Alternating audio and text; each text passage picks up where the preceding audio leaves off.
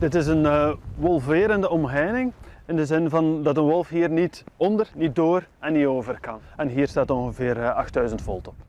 Dus de paarden die in deze wei staan zijn veilig voor wolven. Als hij niks doet en hij zit in de buurt, kun je problemen krijgen natuurlijk dat hij de veulens pakt of dat hij achter de volwassen dieren aanjaagt en dat ze ontsnappen of door de draad gaan. Ik heb graag de zaak op orde voordat het fout gaat.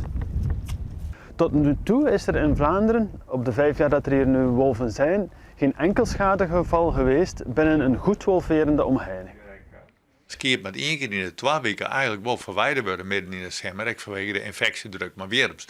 Dus dan zoest 1 keer in de 2 weken zoest ik gewoon heel stik weer omheen maken. En dat kost zoveel werk, want oors dan gaat het vee uit de krijdenwaai. En als die stiepen net komt, die stiepen van arbeid, die stiepen van materiaal eigenlijk langer, dan denk ik van, ja, dan zal het net werken.